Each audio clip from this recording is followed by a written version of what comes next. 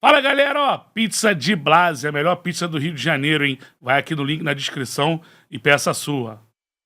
Eu assisti esse trio em um jogão na antiga Fonte Nova. Sim, foi mesmo. Foi o melhor jogo do trio. Esse jogo... Foi contra o Bahia no Campeonato Brasileiro. Foi 2-2, tava 2-0, 2 gols do Romário. Se eu não me engano, duas assistências do Edmundo. E aí no final o Bahia conseguiu empatar lá. Empata o jogo, 2-2. Então era tanta... que até no melhor jogo era difícil ganhar. Que carga era essa, meu pai amado? Infelizmente. Olha só, tem 2 comentários aqui. Tem um que o Adilson botou aqui, ó. Minha esposa me deu de presente uma camisa 7, porque sabia que eu gostava do Sávio.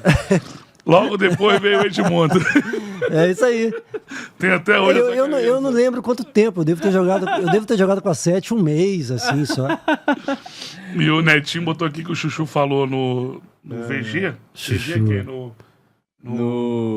Deve ser no Mundo GV. Pode ser. GV.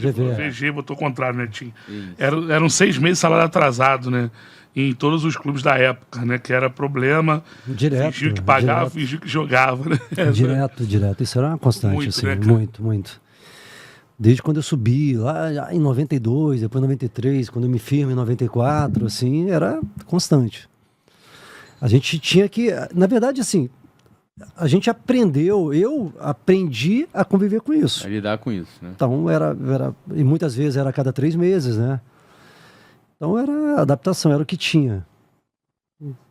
Era isso. E tu tinha que jogar muito, tinha que ser campeão, e às vezes ficava 2 meses. Não, e o engraçado, sabe o que é? Em 94, sem perspectiva de receber. Em 94, eu fui, se não me engano, eu fui artilheiro do Flamengo no Campeonato Brasileiro, com 10 gols.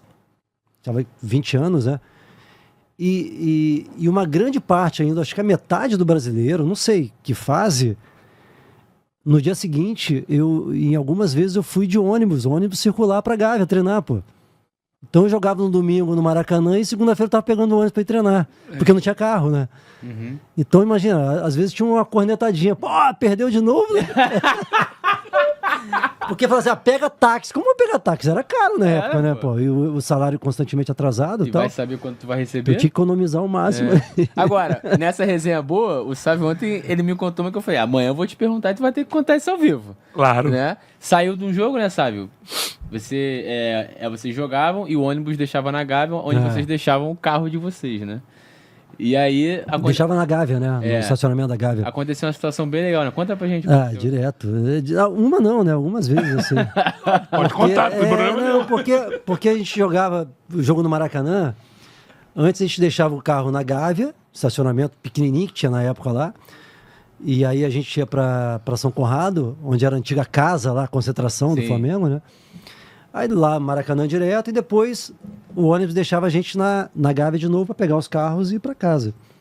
Pô, só que eu nunca me preocupei muito com a questão do carro, né, cara? Então, comprei um carro na época lá que, pô, achava que o carro era maneiro, legal pra cacete. Quem nunca? E aí, cara, pô, na saída do jogo, algumas vezes o carro não pegava, porra. E teve uma vez lá que eu me lembro, porra, os caras os caras ajudando a empurrar meu carro, cara. Só que eu acho que na segunda, terceira vez, os caras falaram, sabe, não dá mais, meu irmão. Meio que você quase campanha, troque de carro, né? Já pega desse carro. Eu falei, pô, mas como que eu vou trocar de carro? O salário tá atrasado. Vai dar uma vaquinha, mano. Aí, pô, imagina, os caras saindo cansados, empurrando meu carro aí. Porra, isso era direto. Teve uma outra que, saindo do Maracanã, indo pra casa, o pneu do mesmo carro furou. Na saída do Maracanã. Pô, né? Que carga também tinha esse carro, hein? Pô, era horrível. E encostou, e daqui a pouco veio um ônibus, e um dos caras que ajudou lá a trocar o pneu, ele era da torcida que saiu de Vitória, o ônibus do Espírito Santo, e foi ver na época. Aí o ônibus parou, o cara me viu, e o cara ajudou a trocar o pneu do carro. E aí ele mandou um tempo atrás uma foto de 95, 96, eu lá em pé, o cara trocando o pneu do carro. A minha esposa, minha noiva na época, né, parada assim, vendo. E ela deve pensar assim, meu Deus do céu, cara. Tava lá e depois eu... Tempos difíceis, mas melhor, vai melhorar. Depois começou a melhorar um pouquinho, né? Assim, não muito também, mas começou a melhorar um pouquinho, e aí um carro melhor e tal. Mas são histórias assim incríveis, cara. O carro era foi campanha mesmo que os caras fizeram, não dá mais. Campanha lá na Gávea, a gente treinava na Gávea, né? Eu fico imaginando. Campanha. Os caras assim, pô, sabe, pelo amor de Deus, cara, troca esse carro, cara. Mas imagina o branco, cara, campeão do mundo empurrando meu carro, né? Muita Na Gávea, tá ali empurrando o carro. muita história. Cara, isso é muito bom, mano. Muito bom. Mas é isso, parabéns, Branco. Ajudando também o amigo lá Outros que tava também, com a outros, reta. Sim, os outros também lá que salvaram o Sávio. E aí, você vai pro Real Madrid. Chegou a receber proposta de outros clubes nesse meio tempo ali? Eu tive, assim, na época tinha propostas concretas, assim, tinha interesse na época sondagem, né? sondagens Aí começaram a falar Valência, Deportivo La Coruña, que na época estava num momento bom, sim. próprio Barcelona. Mas assim, no final quem veio com a proposta concreta mesmo foi o Real Madrid. Tanto que o presidente da época, ele queria muito a minha contratação. Se eu não me engano foi o Lourenço Sanz, já falecido, infelizmente. Uhum. E ele veio ao Rio de Janeiro. Ele veio me contratar, assim, sabe? Ele não mandou ninguém. Presencialmente. Tanto que eu lembro que o meu filho mais velho, Breno, né? Ele tava com 3 meses, tava amamentando ainda minha esposa. E aí o Areias, né? O João Henrique Areias, meu empresário, foi para reunião com o presidente, se eu não me engano, foi lá em Copacabana Palace. E ele me ligou, falou, sabe, olha, já conversas finais aqui com o presidente do Real Madrid, tô aqui em Copacabana, e ele quer a resposta agora. Ele tá indo para o aeroporto hoje, agora, daqui a pouco, e ele quer sair daqui com a sua resposta. Sim ou não? Não quer deixar para depois. Mas aí já estava um pouco assim, a questão da proposta para o Flamengo avançado, né? Foi uma proposta muito boa também para o clube e tal. Foi a transferência mais cara da história do Flamengo na época, né? Foi. E aí ele falou as condições para mim, assim, e aí a minha esposa estava amamentando, assim, eu falei com ela, falei, eu tenho que dar a resposta agora. E aquela, meu Deus, o que a gente faz? Porque assim, a gente está falando no sonho também de ir para o futebol europeu. E, gente, e o Real Madrid, né? A grandeza, tanto que a dificuldade é muito grande de qualquer atleta diretamente para o Real Madrid até hoje, né? E de então, jogar, para né? mim, só que ao mesmo tempo você começava. A gente tem que dar uma resposta, mas a gente começa a fazer em pouco tempo uma retrospectiva, né? Poxa. Cara, não é uma decisão fácil também. Eu tô saindo da minha casa, de um clube que eu passei 11 anos da minha vida, que eu amo, que eu tenho mega adaptado, identificação, me emociono quando falo. Então, não são decisões fáceis. Mas, ao mesmo tempo, eu sabia que ali a minha etapa já estava fechando e que eu tinha uma nova oportunidade, uma grande oportunidade de jogar na Europa. E foi isso que aconteceu. Eu tomei a decisão, falamos, estamos juntos e vamos. E ali praticamente eu fechei meu contrato com o Real. Não podia mais ficar empurrando o carro, né, cara? Pelo amor de Deus. Não dá, né? Então, é claro, a gente sente essa questão, mas, pô, o Real Madrid chegando, abrindo as portas da Europa para você. E foi realmente uma decisão muito acertada, porque minha vida na Espanha, na Europa em geral, foi realmente muito, muito boa. Assim, muito legal, foi uma etapa muito vitoriosa também. Eu Muito aprendi vitoriosa. bastante, muito, muito. Eu acho que nem os mais otimistas, nem eu, e te juro, assim, porque você ir para a Europa, para um gigante que é o Real Madrid, Conseguir jogar, vencer, não é fácil, é muita pressão também, é muita, muita, muita pressão. Mas era aquela oportunidade que tinha, né? Então eu cheguei com aquele pensamento de eu não estou indo só para o Real Madrid, eu quero fazer história na Europa, né?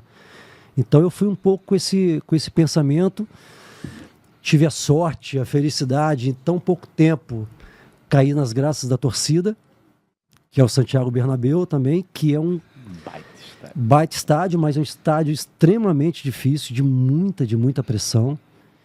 Então, Você diz ali a torcida. grandes em cima, jogadores não conseguiram ter uma passagem vitoriosa no Real Madrid, porque é um estádio que pressiona muito, a imprensa pressiona muito. Então, o Real Madrid é algo que... eu sempre falo que o Real Madrid dificilmente pode... 2 derrotas seguidas é uma crise generalizada, né? Então, eu aprendi muito rapidamente a conviver com essa... Eu já sabia que no Flamengo também era assim, né? Mas assim, eu tinha já essa dimensão, essa pressão, que era jogar no Flamengo e o tamanho da torcida do Flamengo, né? Então, para mim, não era nenhuma novidade, mas a gente vai se readaptando e vai aprendendo. Talvez a dificuldade maior tenha sido, cara, outro país, né? Pessoas que você não conhece. Adaptação. Como foi recebido no time. Fui recebido. Também, né? E assim, uma das preocupações era essa. Falei, caramba, primeiro, eu tenho que aprender o mais rápido possível a cultura do país, a língua, claro, o idioma, tanto que a gente entrou no intensivo de espanhol em casa, tal, particular. Mas conhecer o clube, conhecer a cultura, como é a vida em Madrid, como é o espanhol, tal. E aí a gente foi aprendendo isso muito rapidamente, pô. E algumas pessoas ali me ajudaram bastante. O Roberto me ajudou muito. Roberto Carlos. Ele foi o que mais. Pô, foi, cara. Foi o Seedorf na época me ajudou muito também. Então, assim, e outros jogadores também, porque pô, você chega no vestiário daquele tamanho, aí pega os caras, o goleiro era o Ilgen, né, campeão do mundo com a Alemanha, um cara sensacional também. Aí, pô, tinha o Panucci, o italiano, tinha o Hierro, o Sanchis, que eram os capitães, os capitães. Roberto Carlos, Fernando Redondo, Seedorf, Mijatovic, Suker, Morientes, Raul. Então, era um time Seedorf. Aí você chega no vestiário e você fala, caramba, e agora? Como é que eu jogo? Pô, só que os caras me receberam muito bem, assim, muito bem. O Roberto foi super importante porque o Roberto, a gente ficava muito fora de campo também, né? A gente conversava bastante. E falava o português também. E ele me deu algumas dicas importantes, assim. Uma das dicas foi... eu acho que eu encurtei um pouco o caminho e ele foi me passando o que era o Real Madrid, o que era o Campeonato Espanhol, o futebol europeu. E no começo, ali no comecinho, eu estava um pouco tímido ainda, né? Essa foi a tua maior dificuldade? Eu acho que no começo foi o frio. Porque eu cheguei Pô, o clima é diferente. Eu cheguei no inverno, né? Sai do Rio. Então eu saí no auge do verão no Rio, chego no auge do verão, no inverno em Madrid. Então eu tive que me adaptar também ao frio, mas eu fui também. Só que me adaptar ao estilo de jogo do futebol espanhol, do futebol europeu.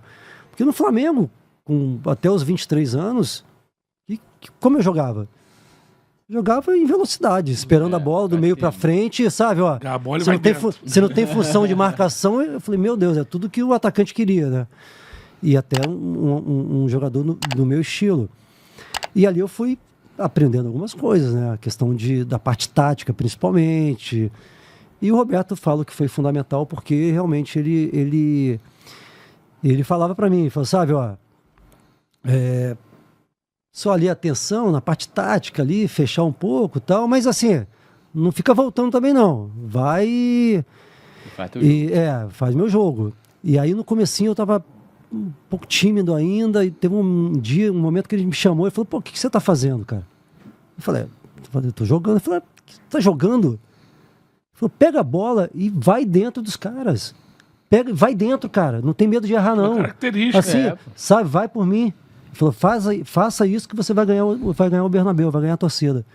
E aquilo ali foi um alerta legal. E eu comecei mesmo a fazer meu estilo e tal, e automaticamente, a torcida veio comigo, gostava do meu estilo, gostava do meu jogo e tal. E muitas vezes ele falava também, né, eu vou te dar a bola e vai dentro, hein? Eu tô aqui atrás. Ele me dava 10 bolas e passava 10, cara. Eu falava, Roberto, dá uma segurada aí, velho. Caramba, meu. Ele dava e... Gostava de atacar pra caceta. Mas ele me dava muita liberdade, assim, tá? Até pelo estilo dele, de muito ataque também. Jogava né? muito. Nossa senhora.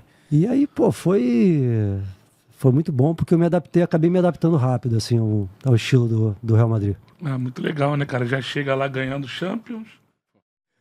Gostou desse corte? Deixa o like, se inscreve no canal, fica aqui com o De Papo Podcast, que toda semana tem conteúdo novo pra vocês.